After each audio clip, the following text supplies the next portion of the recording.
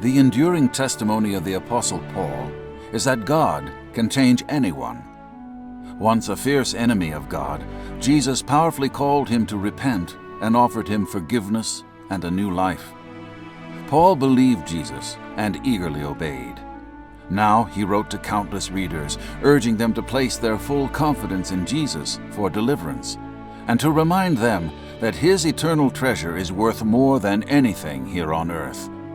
Paul reminded them of the faith of Abraham and how he sought after the promises of God as the ultimate treasure, because Abraham believed God.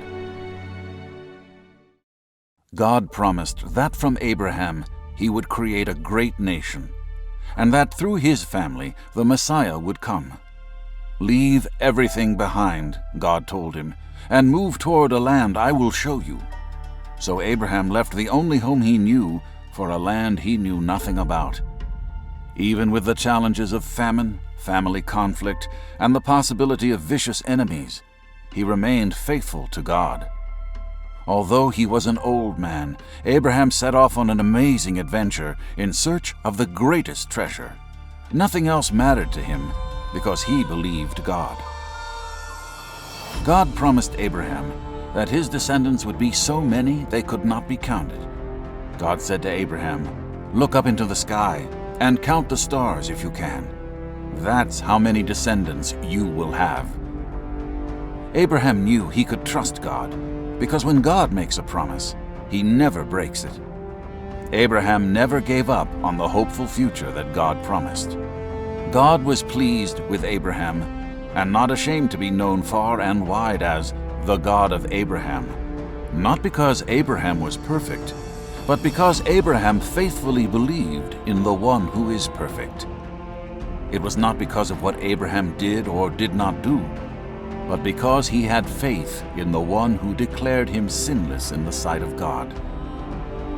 Although Abraham was very old and his wife Sarah was unable to bear children, Abraham believed when God said he would bear a son. He knew with full assurance that God would stand by his promise, because he knew nothing was impossible with God. Abraham believed with his last breath that God would keep all of his promises. God promised to make out of him a great nation from descendants as numerous as the stars, and he did. God promised him an heir, and he gave him a son. God promised Abraham the land of Canaan, and years later God delivered the land to Israel. God promised that through his descendants the whole world would be blessed. And many years later God sent his son, Jesus, to be born in the very line of Abraham, to be the perfect sacrifice for the sins of the whole world.